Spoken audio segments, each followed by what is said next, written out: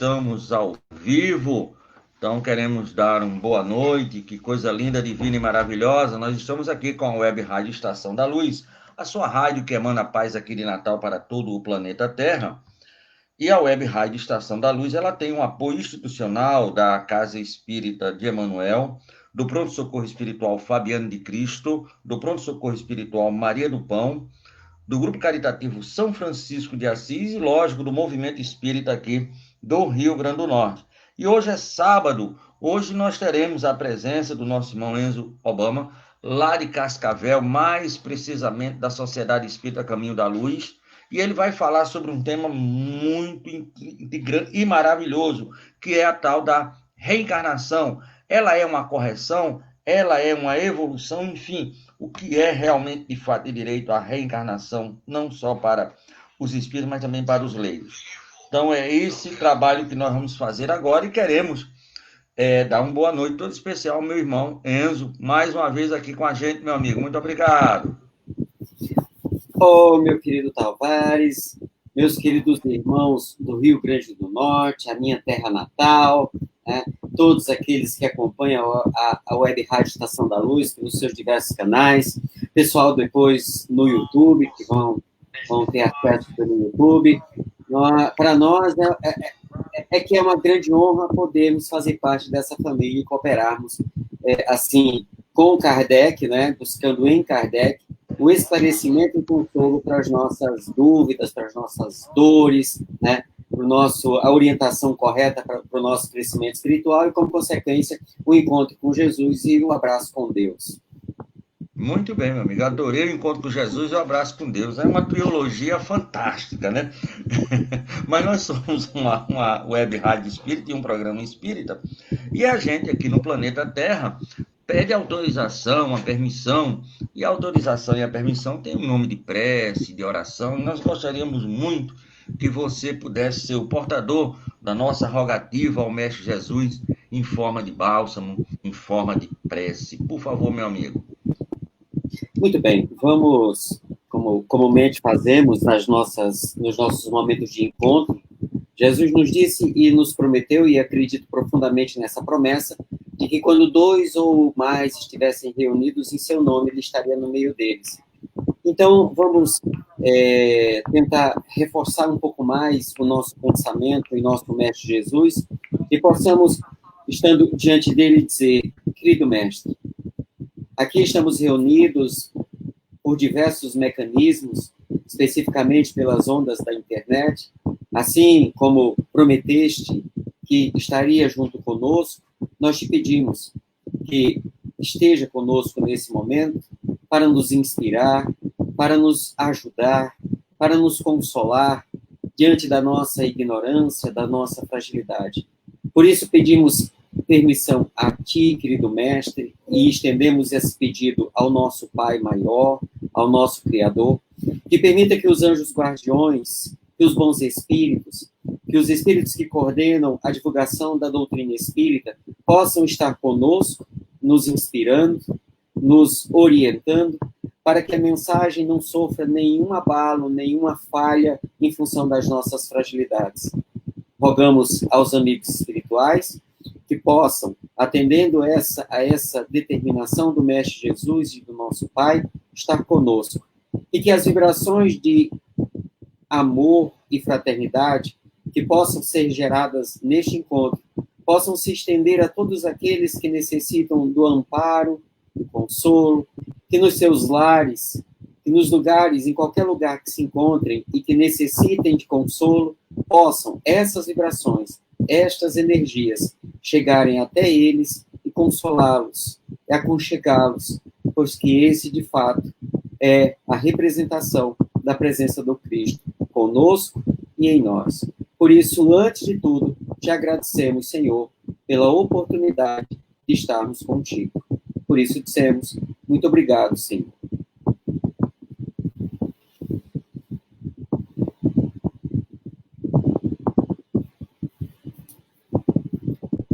Parte de antes de tudo a gente fizesse uma prece, muitas coisas ruins seriam evitadas em nossas vidas, não é isso? Então, como a gente vai falar sobre reencarnação, eu pensei aqui, por influência de um espírito superior, que eu não posso dizer o nome, Bem-aventurados os aflitos, do capítulo 6, 5, melhor dizendo, do Evangelho segundo o Espiritismo, o item 4, causas atuais das aflições. Então, nós vamos botar aqui, para isso, vamos ver aqui uma imagem bonita. Deixa eu voltar aqui, que é essa imagem aí, né? Então, aí o item começa assim: de duas espécies são as vicissitudes da vida. Ou, se preferirem, promongo de duas fontes bem diferentes, que importa distinguir. Umas têm a causa na vida presente, outras fora desta vida. Remontando-se à origem dos males terrestres, reconheces que há muitos são as consequências naturais do caráter e do proceder dos que as suportam. Quando os homens caem por sua própria culpa, quantos homens caem por sua própria culpa? Quantos são vítimas das suas imprevidências, de seu orgulho e de sua ambição? Quantos se arruinam por falta de ordem, de perseverança, pelo mal proceder ou por não terem sabido limitar seus desejos? Quantas uniões desgraçadas, porque resultam de cálculos de interesse ou de vaidade, nas quais o coração não tomou parte alguma? Quantas dissessões e funestas disputas se teriam evitado com um pouco de moderação e menos suscetibilidade?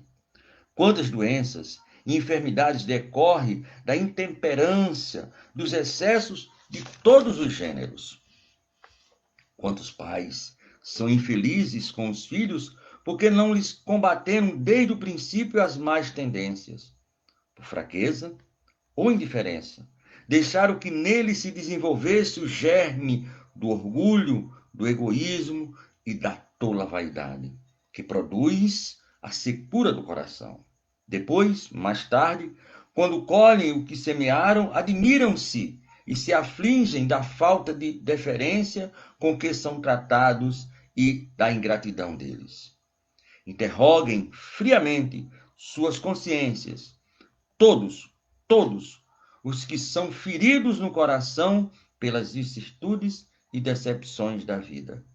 Remontem passo a passo a origem dos males que os torturam e verificareis que a mais das vezes poderiam se dizer: se eu houvesse feito ou deixado de fazer tal coisa, não estaria em semelhante situação.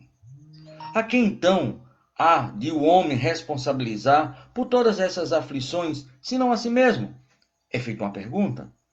O homem, pois, em grande número de casos, é o causador dos seus próprios infortúnios, mas em vez de reconhecê-lo, acha mais simples, menos humilhante para a sua vaidade, acusar a sorte, a providência, a má fortuna, a má estrela, ao passo que a má estrela é apenas a sua incúria.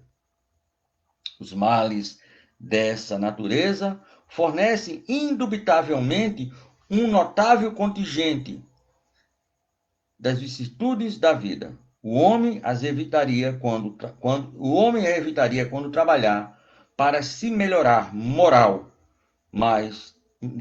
para se melhorar moral tanto quanto intelectualmente. Só repetindo, o homem os evitaria quando trabalhar para melhorar não só moral, tanto quanto intelectualmente. Então, essa é a mensagem da noite de hoje, que o nosso irmão Enzo, com certeza, vai trazer agora a sua verbe, através dos seus conhecimentos, para o esclarecimento daqueles que estão sequiosos dessas informações. Olha, Tavares, eu acho que esse texto, né? E até a forma como você leu, acho que a gente já pode fazer a prece de encerramento e ficar quieto, sabe? Tentar dormir com todo esse barulho, como a gente fala, né? Dorme com todo esse barulho agora. Porque quando nós temos duas concepções, né? 3, vamos melhorar isso, sobre a ideia de reencarnação. A primeira concepção é a concepção das pessoas que não têm conhecimento nenhum da doutrina espírita, que é um conhecimento muito genérico, que está relacionado, e aí tem um detalhe, apesar do termo reencarnação ele não ser originário do espiritismo, ele é originário do Oriente, né? A perspectiva de reencarnação do Oriente, das doutrinas orientalistas, como nós chamamos, né, não é a mesma. Kardec faz um ajuste dessa perspectiva. A única coisa que tem em comum é reencarnar e retornar à carne. Ponto. Mas as finalidades, as consequências, os objetivos, os motivos são completamente diferentes.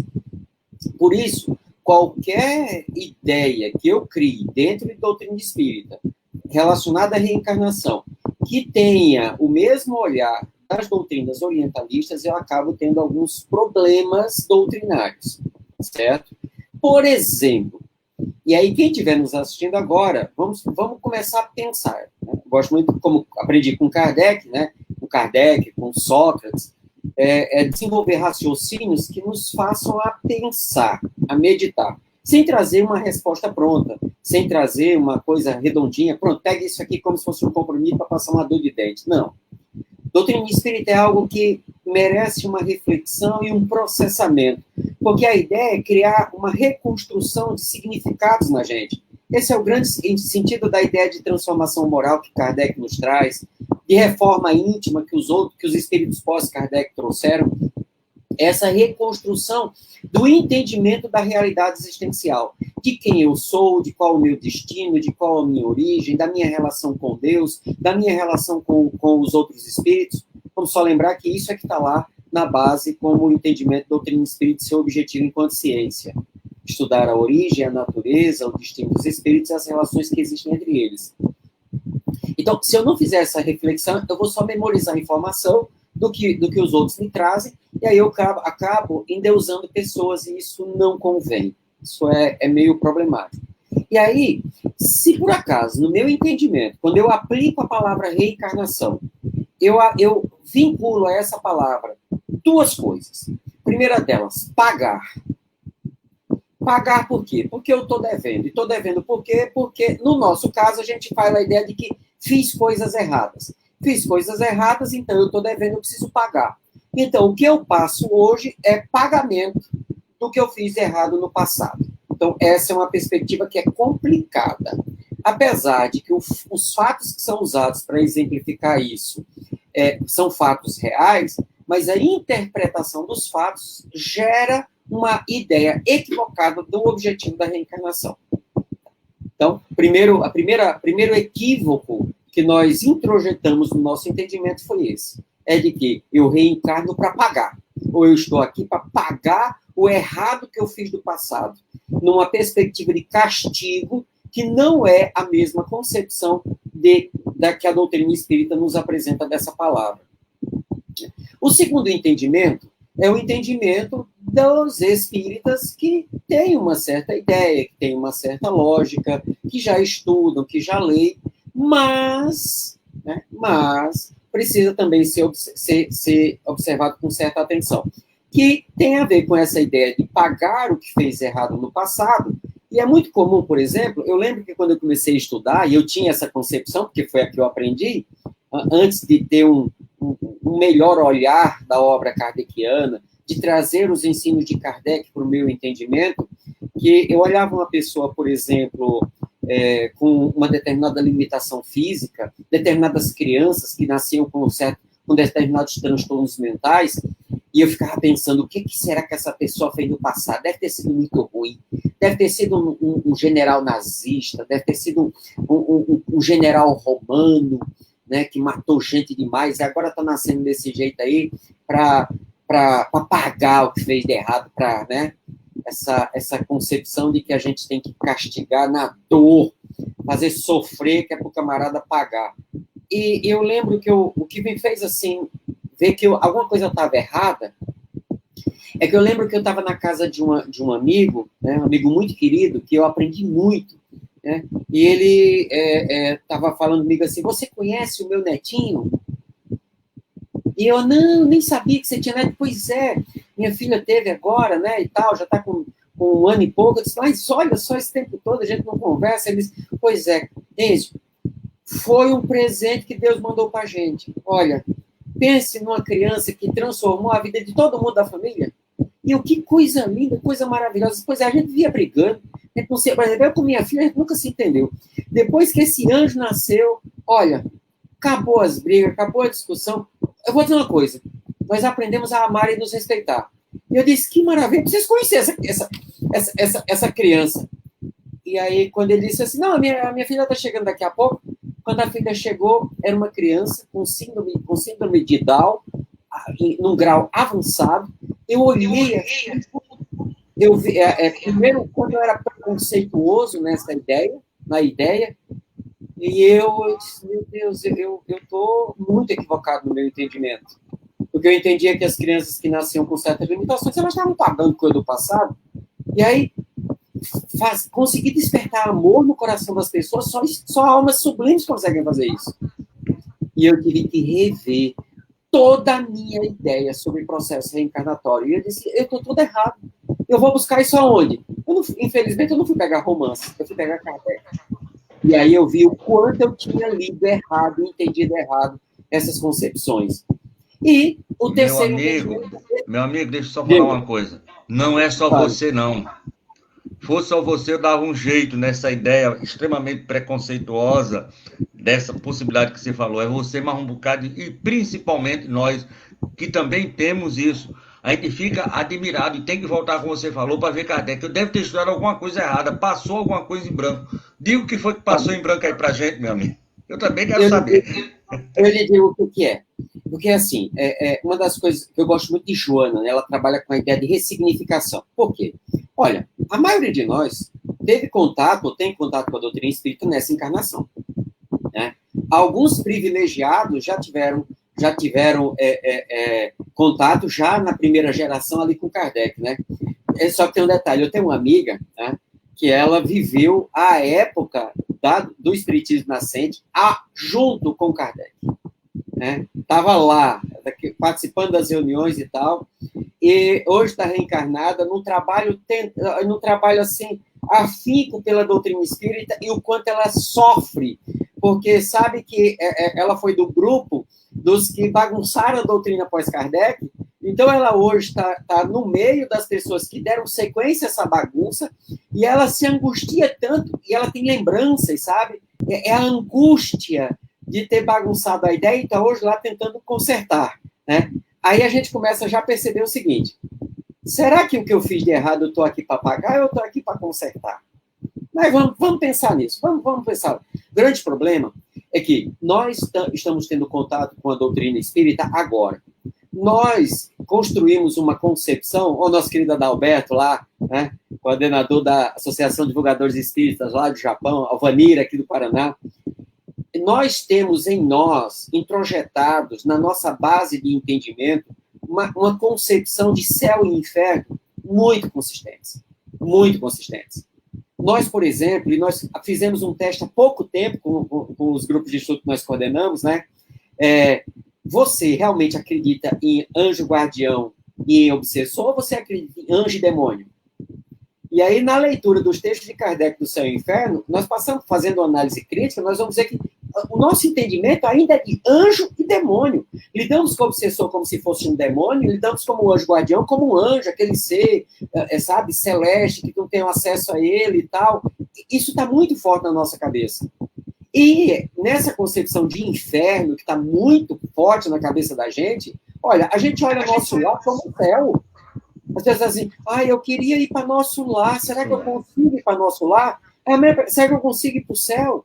Então, essas ideias ainda são muito fortes na gente. E aí a ideia de purgatório, que está muito forte. Então, eu não fui para o céu, eu ainda estou aqui para pagar, então eu estou para purgar as minhas imperfeições. Então, eu tenho que sofrer. Eu tenho que sofrer. E aí, a doutrina espírita, ela veio nos libertar de tudo isso, mostrando que o sofrimento é consequência das minhas imperfeições. Então, se eu fiz algo equivocado, por que eu me equivoquei? É porque eu sou mau ou é porque eu sou ignorante? Os espíritos respondem, pela nossa ignorância. Então, eu preciso aprender, e no momento que eu aprendo, eu não sofro mais. O sofrimento é pela teimosia e pela rebeldia e não aprender. Só que nós teimamos ainda na perspectiva ancestral de céu e de inferno. E eu quero ir para o céu sem me transformar. Eu sofro, então eu sofro calado, sofrendo calado, eu garanto o bilhete para entrar no céu. E não é assim. É a transformação moral do indivíduo que me garante um estado de espírito, que me garante o estado angelical, o estado do céu. Isso está muito claro no Livro dos Espíritos, na obra O Céu e o Inferno, na Revista Espírita, em diversas análises que Kardec faz. Certo? Mas vamos Enzo, quando você falou aí no anjo guardião e no espírito obsessor, o diabo, eu me lembrei de Pato Donald. Eu gosto mais do Pato Donald do que do Mickey.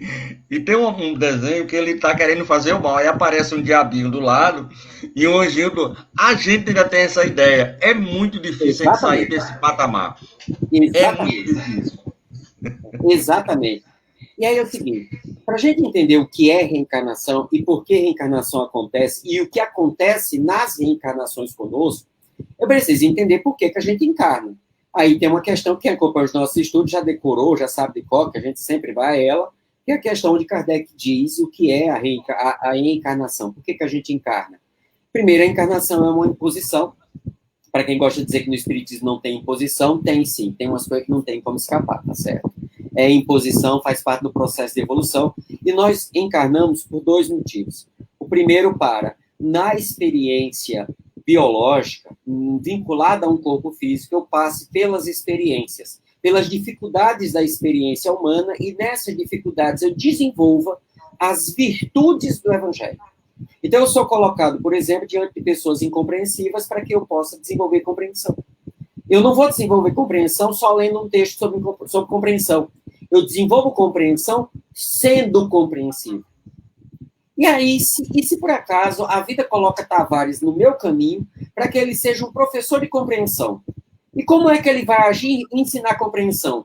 Cobrando de mim, sendo intolerante, intransigente, sendo bravo, sendo chato, sendo tudo aquilo que eu detesto. Por quê? Porque vai forçar com que eu seja algo que eu ainda não sou. Eu tenho que ser compreensivo. É na prática, né? Não tem outro jeito. É na prática. Por isso que a resposta que os espíritos dão a Kardec é mais para alcançarem a perfeição, que esse é o objetivo da encarnação, tem que sofrer todas as vicissitudes, todas as dificuldades da existência corporal. Nisso é que está a expiação. Então, quando se diz que o mundo é um mundo de provas e expiações, está dizendo que no planeta Terra, que no mundo em que nós vivemos, é um mundo onde nós vamos passar por experiências pedagógicas, para nessas experiências pedagógicas desenvolvermos essas virtudes que Jesus veio para cá dizer quais são, como é que elas acontecem, como é que se faz para chegar até elas, e ele deu exemplo de como fazer. Né? Por isso, essa é a grande missão de Jesus, é um grande missionário. Né? Deus manda ele para ser o nosso guia e nosso modelo. Segue ele e faça como ele fez. Agora, Kardec pergunta assim, tá, mas como é que eu vou conseguir chegar à perfeição, desenvolver todas as virtudes do Evangelho, conseguir vivê-las de tal modo que eu seja essas virtudes, já não sou eu que vivo, é Cristo que vive em mim, como disse Paulo. Como é que eu consigo fazer isso na encarnação? Olha que na época de Kardec, no século XIX, a estimativa de vida era em torno de 55, 60 anos. E dependendo do lugar. Né? Meu pai dizia assim, o que eu passar de 60 para mim é uma bênção, né? Porque a perspectiva do meu pai era isso. Eu ficava menina assim, achava que aquilo era o máximo. Porque o que o meu pai dizia, se ele chegar aos 60, para mim era o álamo, né? Mas sim, hoje aí tem nego com 80... A estimativa 80 anos, Roberto Carlos, 70 anos, né? Muitos artistas, muitas pessoas chegando a 100 anos tranquilamente, lúcido, né? Exatamente. A estimativa de vida hoje, se você tem uma qualidade de vida adequada, é de 80, 90 anos. Então, como é que eu consigo, em tão curto tempo, Desenvolver todas as virtudes. Não tem como. Né? Aí Kardec pergunta, né? Ele dá na pergunta ali a partir da 167, 170, como é que eu consigo continuar esse processo? As coisas assim, retomando as encarnações. Aí a reencarnação, retornar à encarnação. Se o objetivo da encarnação é o processo de aprendizado, esse é o primeiro objetivo, é o que nos interessa aqui, e se eu não aprender? Então você volta num processo, numa nova encarnação, para continuar o processo. E se por acaso eu, ao invés de aprender, eu fizer errado? Espera aí. Vamos pensar. Como é que você cobra que alguém faça uma coisa que ele ainda não aprendeu? Que professor faz isso? Que pedagogia é essa, né? Exatamente. Por isso que o problema não é ser mal. Mal é você não cumprir a lei divina. Pega lá, questão 629 dos Espíritos, que definição se pode dar de moral. A moral é a prática do bem e do mal. 614 é a regra de conduta no bem. Né? 614, quando fala da lei divina, natural, que feliz é o que cumpre a lei, infeliz é aquele que não cumpre, né? Que o mal é não cumprir a lei, que o bem é cumprir a lei. Então, o homem de bem é aquele que cumpre a lei, o homem mau é o que não cumpre. Existe uma diferença entre o homem mau e o maldoso, que tem prazer em transgredir a lei. É diferente. São situações diferentes. Eu te pergunto, quando você erra e a vida te cobra esse erro, você errou por maldade ou você errou por ignorância? Você errou por teimosia, por rebeldia? Se olhar para a humanidade hoje, cada vez é menor o número de espíritos maus, no sentido estrito, no sentido do maldoso. Nós somos pessoas ignorantes, ainda apegados à condição material. Por isso, ainda o materialismo é muito forte na gente. E esse fogo a gente mata para nos defender. Mas isso nos caracteriza como maldosos. A maldade em pessoa? Não. Cada vez menos tem gente assim. E aí, a gente começa a pensar. Então, eu volto para cá, não é para sofrer, para pagar o que eu fiz de errado. Não. Nós continuamos esse processo para, de fato, aprender o que nós não aprendemos. Ah, tem um detalhe. Você não aprendeu porque não conseguiu aprender, porque não quis aprender, porque estava com preguiça, porque não admitiu o processo pedagógico. Por que você não aprendeu? Essa que é a grande questão. E aí eu gosto sempre de lembrar o seguinte. Você vai fazer... É um exemplo que um amigo espiritual me deu, para mim eu acho perfeito para isso. E até compartilho nos grupos, né? Você vai fazer uma faculdade. Você faz o vestibular, né, se esforça, se inscreve, faz toda uma proposta, e você entra e começa a fazer o curso. E você vai encontrar diversos tipos de professores que vão exigir de você coisas que você não sabe. Você quer saber o que é a faculdade, é na hora de chegar e fazer o TCC. Você nunca escreveu um TCC, vai ter que fazer um TCC e você vai achar uma pedra no juízo quando vai ter que fazer aquele trabalho de conclusão de curso, aquela monografia, aquele artigo. E você faz, né, o professor, ele está errado, faz de novo. Você vai estar errado, faz de novo. É uma beleza isso, viu? Não, o negócio é puxado. Você vai para o estágio, você chega lá, você diz, opa, né, eu estudei muito, sei muito. Chega lá, o cara pede você fazer um negócio, e diz, mas como é que faz? O professor não explicou isso. Não, aqui é prática, meu filho. Prática, lá é teoria, aqui é prática. Aí, como é que faz? Faz assim, agora faça. Né? Então, vão ser exigido de nós coisas assim, você diz, mas eu não sei fazer. Mas é claro, você está ali para aprender. Você vai errar? Vai errar. Você vai fazer coisas equivocadas? Você vai, porque você está aprendendo. O grande problema é que na faculdade você passa com média 7, com média 6, com média 5, dependendo da faculdade. Quer dizer, você não precisa aprender tudo para passar. Na faculdade da vida, a média é 100. Certo? De vez em quando 101. De vez em quando 101. De vez em quando 101. E aí o que vai acontecer? Na faculdade você consegue colar. E você passa na matéria porque colou. Na vida não dá para colar. E se quer colar, cole de um livro chamado Evangelho. Inclusive, teve um cara que escreveu um livro chamado Evangelho segundo o Espiritismo que facilita o entendimento. Aí, esse até que dá para colar, sabe? Essa segunda parte aí foi uma boa cola. Essa foi boa, né? E aí, você vai passar por diversas experiências. E tem um detalhe, tem umas matérias que você só vai poder fazer a próxima se você passar nessa aqui.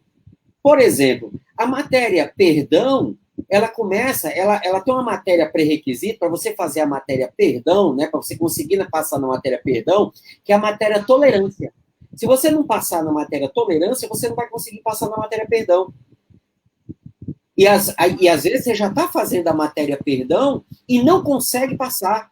Fica reprovando, e aí o que é que a vida faz? Se você não aprendeu com aquele primeiro professor, a vida diz assim, não, precisamos de um professor mais enfático, mais duro. E aí coloca você com um professor mais duro, né? E aí ele vai exigir aquilo que você estudou antes e aquilo que você está estudando agora. Pessoal, a lógica é essa.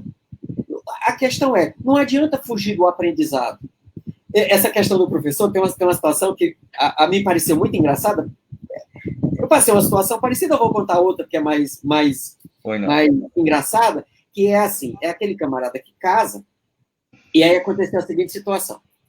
Eu contei a seguinte história. O camarada casou, né? E aí, é claro que a vida colocou na vida dele, né, alguém que ele se apaixonou, mas exatamente era aquela professora que ele precisava para desenvolver umas 3, 4 virtudes do evangelho. E ainda para facilitar, ele se apaixonou por ela, né? Então, tem uma coisa agradável na história. Quando começou o curso, né, ele viu que tinha problema. E aí ele foi até um ponto assim, não aguento, e disse, acabou. Não quero.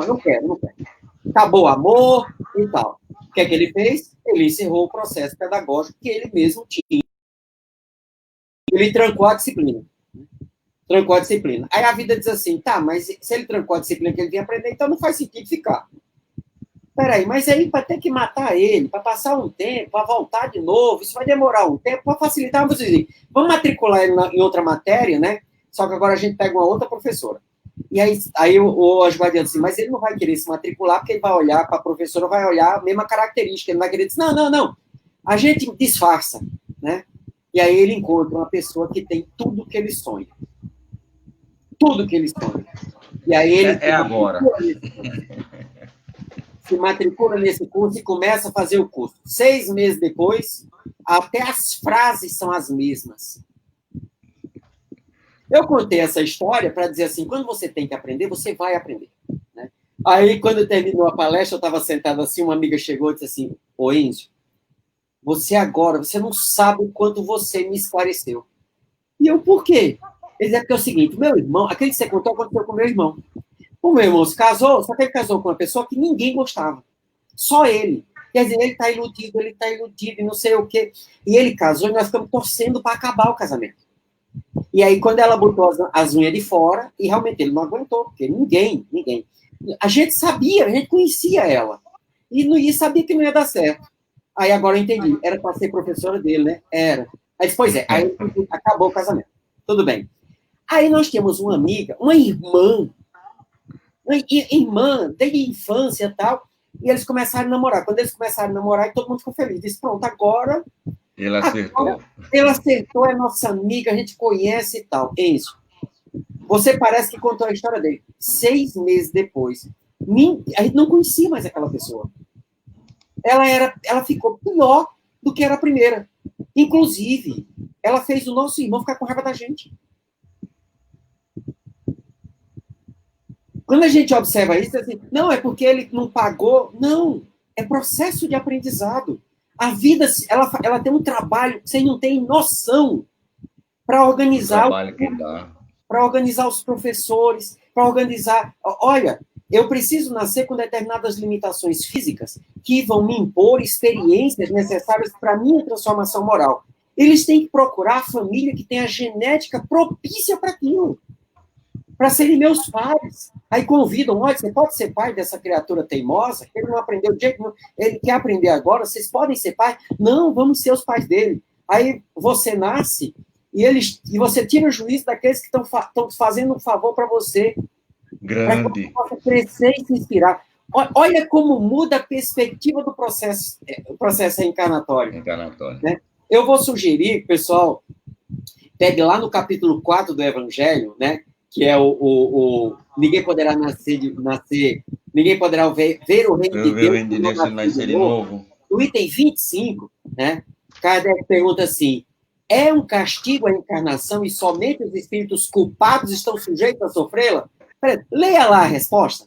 E vocês vão E ver... quem responde é São Luís, viu? É São Luís. Pense no caboclo. Exatamente, né? Exatamente. Ó, só para ver como isso aqui está bem consistente com o que a gente está falando, olha só o começo. A passagem dos espíritos pela vida corporal é necessária para que eles possam cumprir, por meio de uma ação material, quer dizer, no corpo, os desígnios cuja execução Deus lhes confia.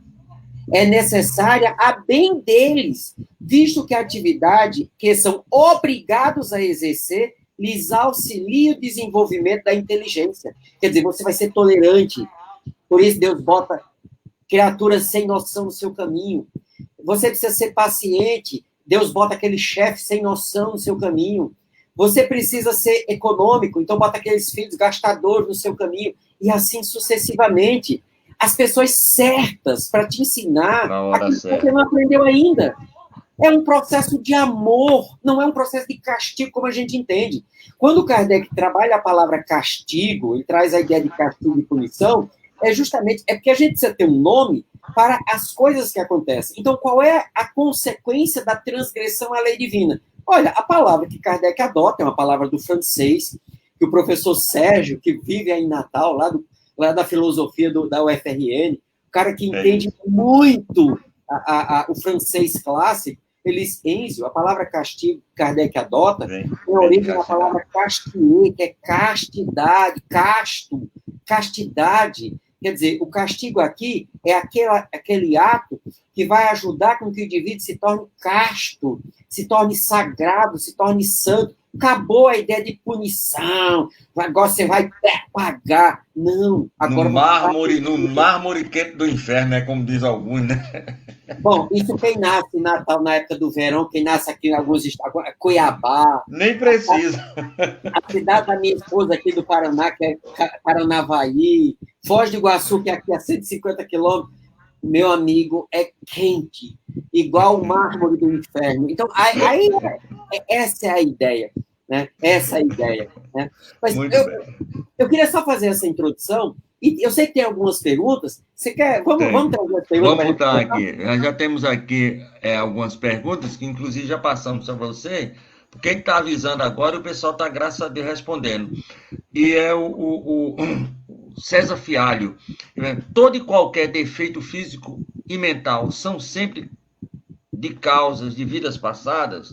Sempre está alicerçada na vida passada alguma problemática dessa que a gente tem, né? Olha, o que a gente tem que ver é o seguinte. O exemplo que eu dei do neto do meu amigo, né, que revolucionou meu entendimento, né?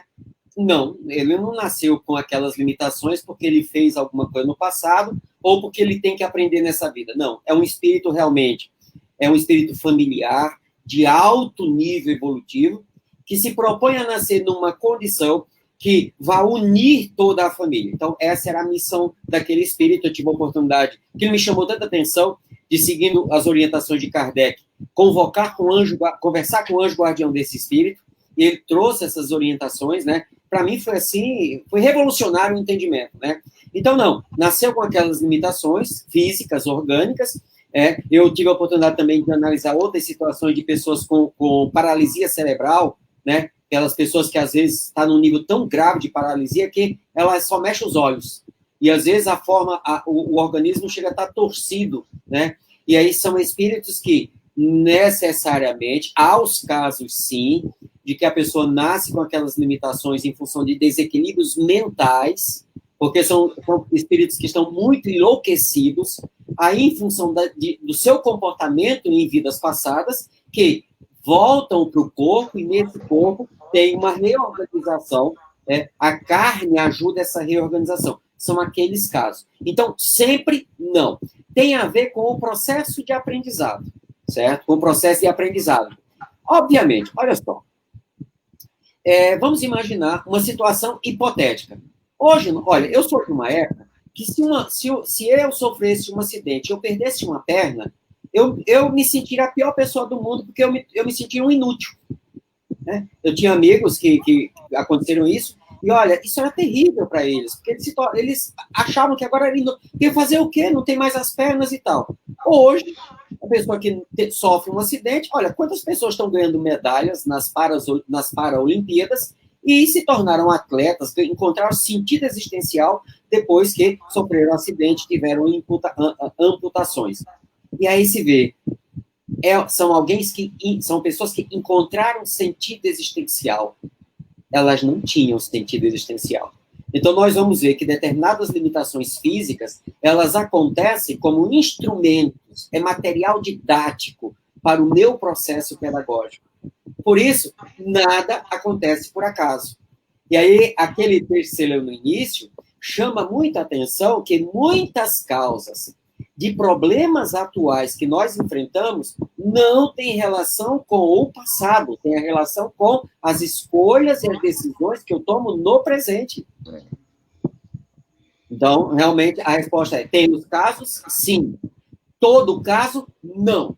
Certo? Não. E as limitações, elas são diretamente relacionadas com os atos do passado? Necessariamente, não. Porque se os meus equívocos do passado, se o processo de aprendizado do passado diz respeito para que eu aprenda, eu preciso ter um corpo, vamos dizer assim, perfeito, então, se eu receber um corpo limitado, a espiritualidade não vai poder dizer assim: mas você não aprendeu. Eu disse: tá, mas você me deram um corpo defeituoso, como é que eu aprendeu o que eu precisava? Né? Então, a gente vê que necessariamente não. As limitações físicas, elas têm a ver com o meu processo evolutivo, com a minha necessidade de aprendizado. Em alguns casos, como eu falei, aí é a questão da reorganização, isso pode acontecer. Então, a regra, não. O caso específico, sim, mas a regra, não. Muito bem. Temos outra pergunta aqui. Sim, antes disso, eu queria que... nós temos aí duas pessoas extremamente importantes, né? Direto de Poitiers, na França, né? Uma amiga Livramento. Livramento, né? E a Cláudia também, não pode deixar de dar aqui um belíssimo boa noite para Livramento e Cláudia. Mas aqui nós temos uma pergunta que é do Olímpio Duarte, do bairro Nordeste. Quando venho ligado pelo corpo a uma outra pessoa, um irmão, isso é sempre indício de ódios anteriores ou tem uma outra causa mais lógica e racional? Bom, primeiro, um grande abraço para o pessoal do bairro Nordeste, a Casa Espírita no Rio Grande do Norte, que eu tenho um vínculo espiritual. É Maria de Nazaré? A Lar Espírita Maria de Nazaré, que está lá no bairro Nordeste. Inclusive, agora, no início de novembro, é aniversário da casa. Dia 1º a gente vai estar fazendo um bate-papo lá. Né? Não temos como não participar. Podemos dizer o seguinte: situações como essa, como Kardec dizia, o meu único erro é tentar encontrar uma resposta única. É só observar o seguinte: se você entrar no YouTube hoje, colocar assim, gêmeos univitelinos, gêmeos siameses, e ver os relatos das pessoas que ainda hoje estão encarnadas, certo? Encarnadas. Encontre um onde tem essa situação de espíritos que se odeiam. Na verdade, são espíritos que se amam, curiosamente. Tem um caso de umas irmãs que elas poderiam ser desligadas, mas disseram: não, a gente está tão bem assim que não vamos desligar, não. Exatamente. Tá bom assim. De uma felicidade. A mesma coisa, desculpa só interromper, a mesma coisa com relação ao síndrome de Down. Essas pessoas que têm defeitos físicos e mentais muito profundos, você vê uma alegria incomensurável. Muitas vezes o semblante pode ser assim, meio carrancudo por causa da doença, mas você vê que tem um sorriso que é uma coisa cativante.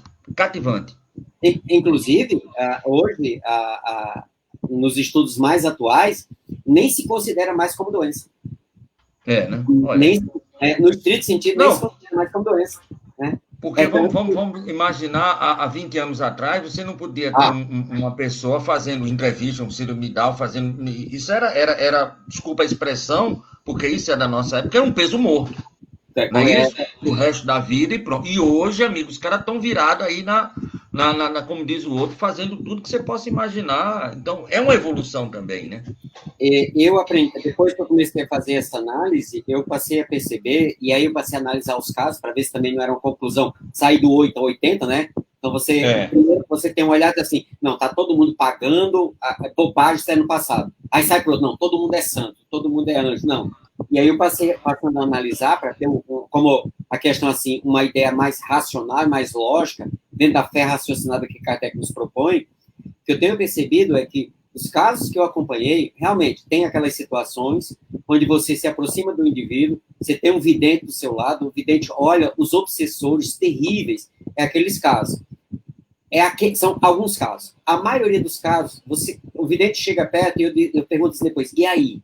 Eis espíritos angelicais do lado, dando todo um suporte para a família. E aí a gente vê que é um olhar completamente diferente. Por isso que eu disse, a regra, não. Os casos, sim. Né? Os casos, sim. Mas vamos lá. Se criou uma ideia no nosso meio, em função de alguns casos que a literatura nos trouxe, né, de espíritos da ideia de que o amor nos liberta e o ódio nos imanta, de espíritos que estão tão grudados em função do ódio, que um reencarna e o outro vem grudado ali, né? Ou os dois reencarnam e ficam grudados em função do ódio. São poucos os casos que a gente tem concreto. Nós temos esses relatos na literatura, mas na prática, eu acho que os casos que tinha foram que contaram na literatura, tá certo? Foram contados na literatura. Na prática, você vai ver, que você pegar no YouTube, você vai ver que não é bem assim. Obama, deixa eu te fazer uma pergunta, partindo disso. Você falou de um planeta de provas e expiações, logo no início, uma das suas falas. E nós, há 50 anos, que o pessoal está dizendo, olha, a gente está indo para a regeneração. Isso é uma mudança. Você falou daquelas. Não tem mais pessoas maldosas, de mal. Isso seria já uma mudança porque é aqueles karmas mais, desculpa a expressão, mais grosseiro, né? Já foram todos queimados e hoje a gente já está vivendo essa antessala da regeneração, sem precisar entrar na regeneração como de fato e direito. É por isso que já não tem mais esses casos tão assim dantescos? Eu acredito que sim. E se eu pegar o que Kardec me fala, Kardec era tão otimista que eu acho que nós estamos atrasados. Essa que é a coisa. Estamos atrasados porque ainda não entendemos, não vivemos ainda a mensagem do Evangelho. Né? Essa ideia dos espíritos maldosos, quem quiser analisar, diz assim, não, mas eu conheço pessoas que matam assim, ninguém pode mexer, que ele mata alguém. Então eu te pergunto, essa pessoa não tem ninguém que ela proteja? Essa pessoa, ela não tem ninguém que ela sinta algo? Porque tem. Quem são? São psicopatas. É uma doença neurológica que precisa de tratamento. Então, aquela pessoa que tem um defeito no mecanismo de sentimento, né, de emoções, é uma doença que, na sua classificação geral, está dentro das psicopatias. Né? Então, se é uma doença, diz respeito ao processo pedagógico, pessoal. Estou falando de espírito que é, na sua essência, ainda maldoso, aquele que tem prazer e que não tem um distúrbio neurológico. Certo? Existe no planeta? Existe. Mas e a quantidade? É bem pequena. E se eles estão aqui para ter a oportunidade de, num momento de reflexão, começarem a sentir isso. Porque provavelmente eles não vão ficar no planeta dentro do processo. Eles vão, no momento de desencarnar, e eles vão para outros planetas. Só que quando eles forem, eles já sentiram o gostinho. E quando chegarem nesse outro planeta, que vão fazer o desenvolvimento intelectual lá, porque eles serão espíritos superiores nesses mundos, intelectualmente falando, eles vão contribuir para o avanço dessa população, como aconteceu aqui na ideia dos exilados de Capela, que vieram para cá, né? Porque olha o que seria de nós se não fossem eles. Ainda estaríamos na face das cavernas. Ainda nas árvores. Né? Então, essa questão é que a questão a gente acredita que esse ódio, esses espíritos podem ser? Pode, tem caso, pessoal. A literatura, bons autores, Manuel Flamengo de Miranda, outros bons autores, fazem o relato disso. Então, é possível? É possível, sim. Mas, na prática, no dia a dia que a gente observa, os casos que a gente tem acompanhado, está lá no YouTube, realmente são espíritos que se amam. E aí a pergunta, se eles se amam, por que nasceram desse jeito? Você tem ideia do avanço que a ciência que aconteceu com a ciência médica, principalmente neurológica, a partir do estudo de casos desses, na tentativa de separá-los? Boa pergunta. A ciência respondeu. A ciência respondeu. Com certeza ela respondeu. Exatamente. Olha, uma coisa que eu tenho pedido para quem estuda... Sem modelo você não consegue evoluir, né? Você tem que ter modelos, né, para... Tavares, em Curitiba, eu estava com... Uma amiga chegou para mim e disse, Enzo, você pode ir com a gente para fazer um evangelho, né? Na casa de uma amiga nossa, que ela está assim, angustiada e tal. E disse, podemos sim, vamos lá. Tá. E aí eu disse, tá, mas assim, por quê? Ele disse que é o seguinte, ela teve uma filha, aí explicou, a menina nasceu com uma síndrome que no planeta ela era a quinta pessoa. E os 4 anteriores tinham morrido com até 2 anos. E ela morreu com 24. E ela quer saber por quê. E eu, tá, mas o que eu vou fazer? Ela disse, não, porque como você entende, talvez você consiga, a gente tem que montar um raciocínio e tal. Vai estudar, vamos lá, né? E aí, eu sei que a gente foi para o Evangelho lá e começamos a pensar, eu disse, olha, não sei, e começou, e aí uma médica que estava lá disse assim, Enzo, a moça está aqui, né? E eu disse, então faz o seguinte, pergunta para ela por que ela morreu com 24. Por que ela morreu com 24? E aí... E não com 2. E não com 2, né? Que era a média, né? Aí o que aconteceu? Aí realmente, depois a gente foi investigar e aí a coisa ficou bem clara. Ela realmente nasceu para morrer com 10. Ela nasceu, né? Ela ia morrer com 10 anos, porque ela ia passar dos 2 anos, porque naquele momento a ciência já tinha conhecimento suficiente para pegar o caso dela e avançar o estudo. Só o que é que aconteceu? Né? A família, que tinha muitos problemas, começou a se concentrar junto dela e se unir. E aí a espiritualidade percebeu, e aí depois o anjo guardião dela explicou isso, percebeu que eles podiam aproveitar essa situação para, além de contribuir com o avanço da ciência, contribuir com o avanço moral do grupo familiar. Da família. E aí, realmente, ela ficou até os 24, a família se transformou, ela se viu de instrumento para pesquisa e foram publicados vários artigos científicos a partir do estudo que foi feito no caso dela. E quando ela morreu, ela estava praticamente num patamar de qualidade de vida melhor do que outras pessoas em relação à própria doença. Então, ela serviu de instrumento não só para a descoberta de entendimento da doença, mas, inclusive, para o tratamento da doença. Então, ela matou 2 coelhos com uma cajadada muito bem dada, o amor. Uma bala de amor, né? Como diz o outro. Meu amigo, nós temos aqui mais uma pergunta, e a gente vai fazer essa pergunta agora, que é da nossa Helena, aqui do Baldo, aqui de Natal. Como pode o esquecimento total das ações de vidas passadas me ajudar na vida atual, já que nada me lembro? Muito bem, dona Helena. Espero que não tenha sido Helena de Troia. Bom, isso é uma questão que merece uma análise, assim, que mereceria um estudo, né? Sobre o tema que vamos falar de lembrança, de memórias e tal. O que eu preciso lembrar é o seguinte. Quando eu falo de fatos, e essa lembrança dos fatos, eu estou falando de lembrança cerebral, certo? O espírito, será que ele lembra de todos os detalhes, todos os fatos que ele viveu? Olha, provavelmente não.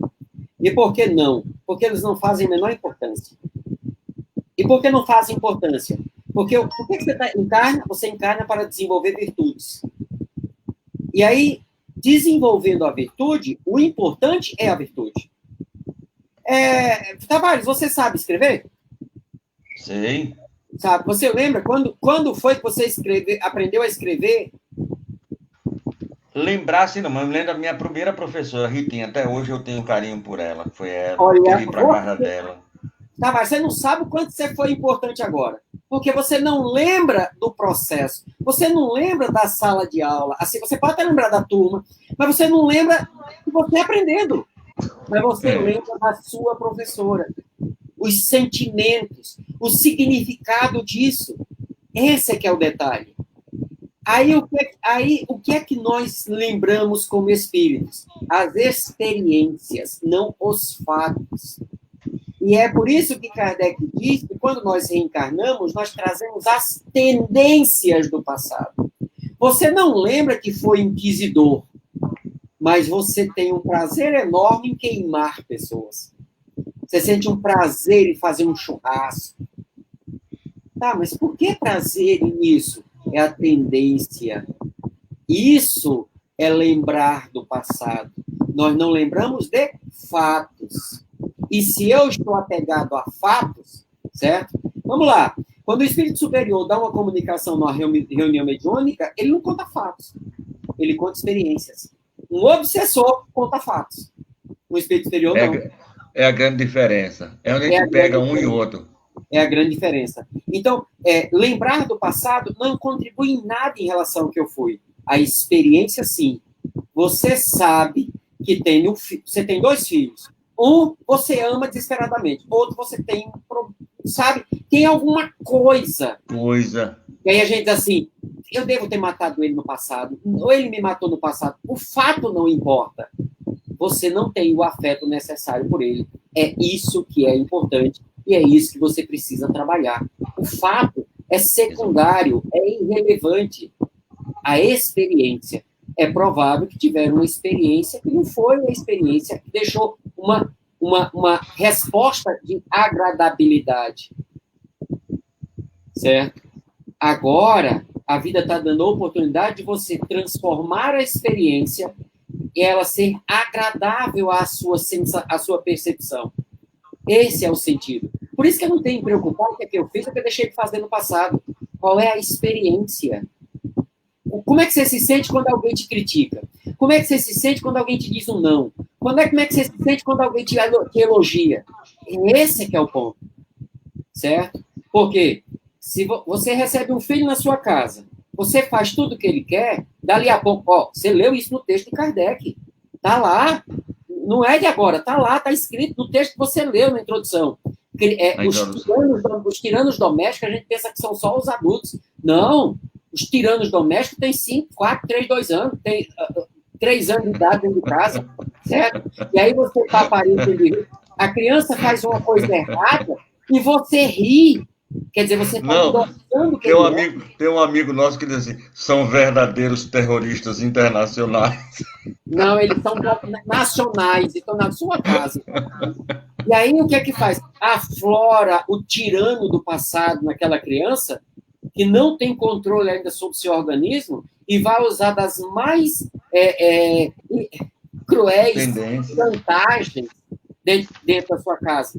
Aí, você quer lembrança do passado mais forte que essa? Quer dizer, ele não lembra de fatos. Mas a experiência está ali vivinha. Você quer uma lembrança mais forte que essa? E por quê? Para que você ensine-o. Por isso você não é violento, você é inteligente. E aí você fica triste e num conflito porque você entendeu que uma criança rebelde, porque você aprendeu isso quando você era criança, porque o seu pai fez isso com você, o seu vizinho fazia com o filho dele, né? Você entendeu que uma criança assim tem que se resolver na pancada e você não consegue fazer isso. Mas Deus colocou essa criatura para você ser quem você é. Não é para ser o que você viu. Então, desenvolva os seus... Olha, eu vou repetir o que está lá naquele texto da Resposta de São Luís. É-lhes necessária a bem deles, visto que a atividade que são obrigados a exercer lhes auxilia no desenvolvimento da inteligência. Mas, gente, eu não sei lidar com essa criança. Por isso, Deus colocou ela no seu caminho. Para que você use o que você tem e desenvolva os seus potenciais. Recursos. Exatamente. Exatamente. Você só não pode fazer aquilo que você viu quando fizeram com você na infância. Porque isso era o que você precisava. Não seu filho. Disciplina não se casa com violência. Você precisa de disciplina, violência não é resposta. Percebe? Então, não é castigo, é lição, é oportunidade de aprendizado. Mas que não é fácil. Maravilha. Mas não. Nós vamos aqui para, basicamente, a última pergunta, porque ainda vai ter, depois disso aqui, uma transmissão da Paixão de Cristo. Isso. Aí aqui nós temos a minha amiga Juliana Costa. Eita, danada, existe de fato de direito um momento fatal para morrer? Ou isso pode ser mudado? E por quê? Pronto, a gente já tem 2 seminários para você, aquele do esquecimento agora e esse para fazer, mais 2 programas já certo, prego batida, ponta virada. Seguinte, o determinismo é algo que, na doutrina espírita, só existe uma coisa que está dentro do determinismo. O que é o determinismo? Determinismo é uma ideia filosófica daquilo que vai acontecer e ninguém pode alterar. Tá certo? Então, no âmbito da doutrina espírita, só tem uma coisa que está dentro do determinismo, que é: você será perfeito. Bom, fora isso, o determinismo não se aplica em nenhuma circunstância. Tá certo? Em nenhuma circunstância. Eu até poderia dizer, tem uma outra também. Que aí eu poderia dizer, para não ser tão radical. Uma outra situação que também está dentro do determinismo. Questão 614. Se você cumprir a lei de Deus, será feliz. Se você não cumpre, é infeliz. Pronto. Se afastou, você está sofrendo é porque se afastou da lei de Deus. Pronto. Está lá bem explicitado. 614. Fechou. Então, pega essas duas aí. Então, assim, o momento da morte, ele acontecerá, segundo o que a gente aprendeu no Livro dos Espíritos, quando o espírito se afasta do seu corpo e não retorna para ele por um motivo qualquer. Ou porque realmente encerrou o processo de aprendizado, ou porque a espiritualidade entende que não é mais útil a encarnação, ou porque você resolveu interromper o processo, ou porque você não cuidou do seu corpo como devia e desgastou, e aí ele vai parar antes do tempo, certo? Então, um determinismo, não, nesse caso, em relação ao processo de desencarnação da morte, não, certo? Êzio, mas vamos imaginar que eu nasci para passar 50 anos numa encarnação. Pode ser que bom, se você comete suicídio, automaticamente você interrompe. Então, já tem um caso. Pode ser que a espiritualidade entenda e, com 30 anos, você encerra o processo? Pode. E pode entender que você fique mais tempo? Pode. Olha o Divaldo. Olha o exemplo, o próprio história do Divaldo. Eu, segundo os amigos espirituais, já estou na terceira, mas já é a última. Disseram que agora, ou eu dou conta agora, ou não tem mais jeito. E eu lembro de um caso contado por Humberto de Campos, né? Eu não vou lembrar dos vários livros dele, ele conta assim, era uma família, né, onde o pai, um homem extremamente trabalhador, se acabava de trabalhar por causa daqueles filhos, se eu não estou enganado, eram 3 filhos, e a mãe era aquela mãe super protetora, que paparicava aquelas 3 criaturas, e em resumo, eram 3 inúteis. Essa que era 3 inúteis. E aí, o anjo guardião da família, né, o espírito familiar, ali do grupo familiar, preocupado, foi falar com o superior, disse assim, eu estou preocupado porque aqueles espíritos que já eram assim inúteis, reencarnaram para ter uma chance de mudarem, só que as tendências dele, quer dizer, a lembrança do passado, tomou conta, né? E a mãe está bagunçando. Essa então vamos resolver isso. Mata o pai. No outro dia, ele morre. Né? E aí, se vendo naquela situação, eles resolveram, como diz na nossa terra, tirar o traseiro do banquinho, levantar, sacudir a poeira e correr atrás. E aí ele traz o ensinamento dessa transformação. Por isso houve essa antecipação. Pessoal, para a gente finalizar, mas manter a ideia da reflexão que Kardec nos propõe. Enzo, deixa eu só colocar aqui algo bem interessante, que tem uma amiga sua e minha, olha o que ela colocou, e eu queria fazer, antes de você, um pequeno comentário, olha só. Livramento. Eu tenho uma amiga que disse que você quer saber quem você foi nas vidas passadas, é só olhar no espelho. E tem uma amiga que ela quebrou os espelhos da cara dela tudinho.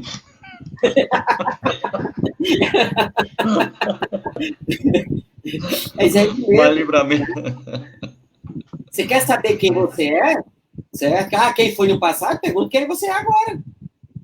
Pergunta quem você foi agora. E aí é só perguntar. Mas o que eu fiz no passado? Pergunte, o que é que você está aprendendo? O que é que a vida quer que você aprenda agora? Pois é, o que você fez no passado foi não aprender o que a vida quer que você aprenda agora. Só isso. Simples assim. Agora, os fatos, esses são realmente detalhes. Esses não fazem, não contribuem, não vão alterar, sabe? O negócio é o sentimento, é aquilo que você fez, que marcou e que ali deixa você suave. Né? É por isso, e aí, para a gente realmente finalizar por hoje, qualquer análise que você for fazer do passado, primeiro, é processo pedagógico. Então, olhe dessa forma. E por que é tão difícil? Porque, olha, nós estamos aprendendo, por exemplo, a perdoar. E onde é que você aplica o perdão? Durante a mágoa. E que coisa mais dolorosa do que a mágoa?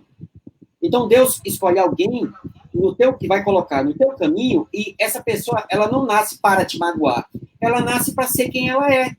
Então, o comportamento dela atinge exatamente naquele teu ponto onde você se sente magoado. Então, ela não vem para fazer o mal. Ela é alguém que tem aquela imperfeição natural dela, e aí ela age naturalmente como ela é. Por exemplo, uma pessoa impulsiva, irresponsável, que você investe nela e ela joga tudo na lama. Aí, quer dizer, ela te decepcionou. Você vai brigar com ela, ela diz assim, mas eu não pedi isso para você. Você que exigiu de mim. Ela te magoa. E aí você diz assim, mas você é um ingrato. Aí isso é outro estudo sobre gratidão, uma coisa bem curiosa. Na quarta parte do Espírito, Kardec trabalha isso. E aí você diz assim, cara, a pessoa te magoou, você fica muito dolorido. Tá, mas a pessoa simplesmente foi quem ela foi. Ela te magoou? Não. Ela respondeu a verdade. Você que queria isso, você se magoou. E aí você tem que exercitar o perdão. Enquanto a pessoa vai aprender com você quando você a perdoa, quando você entende isso, você age com compreensão. Então, você aprende com a conduta do outro, que te mexe no teu íntimo, isso dói. Por quê? Porque eu ainda não consigo vencer. E o outro vai aprender porque vai olhar para você. E quando o outro passar pela experiência, ele vai lembrar de você. Será que a gente não lembra? Quantas vezes a gente lembra, né, que teve aquele pai que foi muito educativo, muito educador, e você diz assim, ainda bem que o meu pai foi duro comigo, né?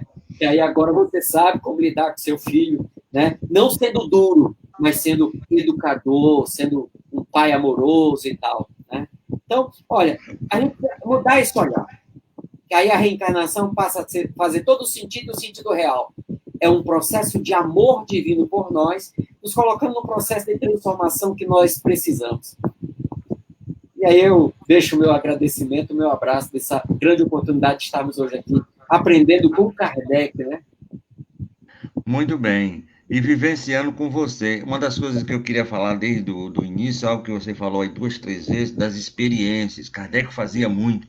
Kardec não podia ver nada que ele ia atrás. Então, a investigação que falta muito. Eu vi aí que você gosta disso, assim, tanto quanto eu, dessas investigações. Se tem oportunidade, pergunta para saber, meu amigo, por que isso está ocorrendo. Isso é muito importante. Parece que a gente perdeu esse nicho da investigação, não é a curiosidade vã, é a curiosidade sã para a melhoria da utilidade.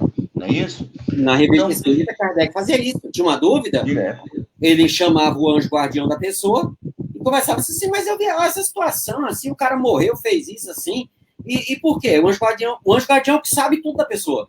Ele disse assim, não, mas é isso e isso aí. Ele disse assim, será que dá para conversar com a pessoa? O anjo guardião disse assim, não, ele ainda não tem condição. Ah, tá. Aí o anjo disse assim, tem. Ele, inclusive, ele está aqui, pode conversar com ele. Isso, olha, na revista Espírita está assim, recheado. E foi assim que Kardec foi usando o bom senso que ele tinha, né, que foi construindo a doutrina. Muito bem. A história de um danado, eu não esqueço, acho que é 58 já. Muito bonita a história, ele evoca o danado, evoca o que morreu por causa do danado. Aí ele faz um estudo maravilhoso, isso é fantástico. Então, meu amigo, eu só quero aqui lhe pegar pela palavra, porque você disse que dá 2 estudos, né? Então a gente já tem aí novembro e dezembro já assim, garantidos. Um é o esquecimento do passado e a outra é a ingratidão. Então a gente já vai botar aqui na nossa alça de mira. E aqui a minha amiga querida Livramento, né? Gerardo, um beijo aí no seu coração, né? Então nós temos aqui também o Delcio Soares, a Vera, a Cláudia, né? O Adalberto no Japão, Deixa eu só. Daqui a pouquinho, né, pelo canal do Adalberto, né, tá divulgado lá no meu Facebook, né, às 10 da noite aqui no Brasil, 10 da manhã, né, o Cosme, né, vai estar fazendo um bate-papo com o pessoal lá do Japão sobre perispírito e espírito, né, e somente perispírito. E aí, quem quiser, só vem lá no meu Facebook, que tem lá a divulgação, né, Pronto. e quem quiser participar, vamos encher a sala dele. Vamos encher. E encher de pergunta, porque pensa no. Vocês não vão perguntar, não. Vamos perguntar sim. Vamos perguntar. Então, nós tivemos hoje o nosso querido Enzo falando sobre reencarnação, correção e evolução, e aprendemos que é estudo. Mais do que um estudo. É uma avaliação amorosa de Jesus para com todos nós. Não poderia ser de outra forma. Mas nós queremos também falar que daqui a pouco, assim que terminarmos aqui, nós vamos para esse espetáculo lá em Floriano, né? A partir das 20 horas, está começando agora. O nosso irmão já está fazendo aí a chamada. O nosso irmão chega, César Crispim, certo? Faz trabalho há 25 anos lá com a Paixão de Cristo, e que hoje nós vamos transmitir só o áudio, mas vamos transmitir, que é um amigo de longas jornadas evolutivas, com certeza. Também queremos falar da doutora Marlene Venâncio. Ela tem um canal no YouTube, esse canal aqui, então tem depressão e suicídio, aprendendo a depressão, entendendo a depressão, psicologia do amor, escolas de paz. Muito bonito o trabalho que a nossa irmã Marlene Venâncio faz no canal do YouTube. Nós queremos falar de algumas estreias, meu amigo Enzo. E eu queria um dia dizer assim, próximo mês a gente vai ter aqui a estreia do programa do Enzo. Isso vai ser fantástico, a gente vai conseguir isso. Então, a professora Heloísa Pires, que nas horas vagas era filha predileta do nosso querido Herculano Pires, vai começar a partir de novembro, terça-feira, às 20 horas, às 20 horas, não às 19, às 20 horas, junto com o Alberto Magno e o Wagner Tadeu, lá de São Paulo. Vão fazer o programa Espírito Herculano e o Homem no Mundo. Então, sobre a vida e a obra do professor Herculano Pires, um dos baluartes, segundo Manuel, ninguém nunca vivenciou tanto Kardec como o nosso querido Herculano. Né? A régua que melhor mediu Kardec. A régua que melhor, muito bem. A régua que melhor mediu Kardec. E aí também em novembro, aí na terça-feira também, nós estamos com a terça, só que às 19 horas, vai ter o programa Espírita Salve-se a Si, Madalena de Magdala, ou Maria de Magdala. É uma ONG criada pelo nosso irmão Henrique França, lá da Comunhão Espírita de Brasília, ligada à Federação Espírita de Brasília, a Taúpa, todo aquele movimento de Espírito de Brasília. E ele vai falar justamente sobre as drogas na vida material e na vida espiritual, já que ele foi usuário e também fazia aquele negócio de levar para lá e para cá, até que um dia viu que tinha algo além do horizonte e descobriu o Espiritismo e trouxe. Hoje tem essa ONG muito bonita ali perto de Brasília, que ajuda muita gente. Então, ele vai vir trazer essa experiência através desse programa. Hoje tivemos o Obama, amanhã vamos ter também aí um programa, já faz o terceiro programa, o programa Espírita, Atualidade do Pensamento Espírita, com os nossos irmãos Cosme Deolindo e Silvia Almeida, lá direto do Rio de Janeiro, né, lá da Congregação Espírita Francisco de Paula, lá na Tijuca, onde viveu nosso querido Bezerra de Menezes, né? Os tempos são chegados e o fim do mundo. Eles vão trabalhar isso amanhã. E antes de encerrar, para passar para fazer com o nosso irmão Enzo fazer a prece, nós não podemos deixar de falar dos nossos programas matinais. De segunda a sexta, às 8 horas da manhã, nós temos programas aqui na rádio, segunda e sexta-feira, às 8 horas da manhã, com o nosso irmão Amadeu Ferreira e Renato Bezerra e equipe, fazem um programa espírita nos domínios da mediunidade. Terças e quintas, nós temos nosso irmão Delcio Soares e Marília, direto de São Paulo, e equipe, lógico. Eles fazem o programa espírita Construindo Pontos para a Eternidade. Na terça-feira, o estudo do livro do Evangelho, e na quinta-feira, o livro dos Espíritos. E na quarta-feira, fechando a semana, né, o nosso irmão Alexandre Santos, aqui de Natal, e a equipe fazem o programa Filosofia, Ciência e Moral. Eles estão trabalhando já há cerca de quase um mês, o Código Penal da Vida Futura, que está inserido lá no livro O Céu e o Inferno. Então, é essa a nossa programação. Daqui a pouquinho, nós estaremos em Floriano, no Piauí, fazendo a transmissão da Paixão de Cristo, 25 anos, uma live muito bonita, com diversos atores, são mais de 100 atores, aos quais esses que estão aí, que são os mais famosos. Mas, meu amigo, eu quero agradecer a você, já fazer o convite para novembro, veja aí a data que você tem em novembro e dezembro, e os temas já estão acertados, né? Que é justamente esquecimento do passado, que eu acho bem interessante, e ingratidão, né? Porque as pessoas muitas vezes, onde vê ingratidão, tem uma oportunidade, né? Onde a pessoa está vendo ingratidão, na realidade tem uma grande oportunidade. E a gente poderia trabalhar isso perfeitamente, meu amigo.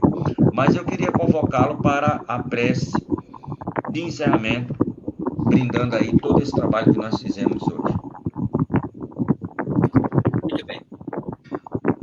Vamos agradecer. Pai amado, muitas vezes nos encontramos diante de situações que, no nosso entender, são dolorosas, terríveis, insuperáveis, invencíveis. Querido Pai, ainda não compreendemos o que, ou melhor, não compreendíamos, pois desde que enviaste a esse mundo o nosso querido irmão Jesus, este nos trouxe a luz do esclarecimento, do consolo, nos mostrando que tudo está conforme os teus desígnios, que tu é amor, portanto, nada acontece que não seja por nosso bem. Querido Pai, ainda assim teimamos em não entender o teu recado que o Mestre Jesus nos trouxe, demonstrando infinito amor por nós, teus filhos. Pediste aquele outro teu filho, Kardec, para que aqui vieste dizer, nos iluminar, nos acordar, para dizer, eu te amo, filho. E é por isso que, compreendendo agora, desses teus desígnios, a tua providência, e que somos espíritos imortais em processo de aprendizado, que nada acontece que não seja para o meu aprender. E ainda assim, quando eu erro, quando eu me rebelo, quando eu me revolto, quando por teimosia eu me afasto de ti, tu ainda insiste comigo, mandando teus outros filhos, meus irmãos, ainda em aprendizado, tanto quanto eu, para me alertar, para me oferecer a oportunidade de crescer e de aprender. Por isso, neste momento, te agradecemos quando, no dizer da querida Maria Dolores, pela psicografia do Chico, quando me dizes não aos pedidos internos e nos oferece as lições necessárias para a minha evolução. Mesmo sem compreender, mesmo sem entender, mesmo diante da dor do aprendizado, eu quero te agradecer, pois que sei que o que me espera é um sol iluminado, chamado perfeição. Por isso, quero te agradecer essa oportunidade de aprendizado, agradecer ao Mestre Jesus por ter vindo ter conosco, mesmo já estando em patamares tão altos de evolução, desceu para vir até nós. Aos amigos espirituais que nos assessoraram, que nos assistiram, que nos orientaram e que nos esclareceram. Agradecer a Kardec, que atendendo o teu chamado, veio reacender essa luz que tinha sido apagada e esquecida pela humanidade. Por isso te dizemos mais uma vez, e agora do fundo do nosso coração, muito obrigado, Senhor. Muito obrigado, Pai. Muito obrigado. Muito obrigado, meu amigo. Muito obrigado. Deus que lhe pague. E em novembro a gente se vê de novo, em dezembro, se Deus quiser. Vamos marcar. Muito obrigado a todos. Adalberto, só não vou poder assistir, mas se eu terminar a peça terminar antes, eu ainda dou uma pegada aí com você e com o Cosme e também com o Enzo. Muito obrigado a todos. Voltamos com a nossa programação normal, transmitindo daqui a pouco a Paixão de Cristo. Muito obrigado a todos. Paz com Jesus. Boa noite.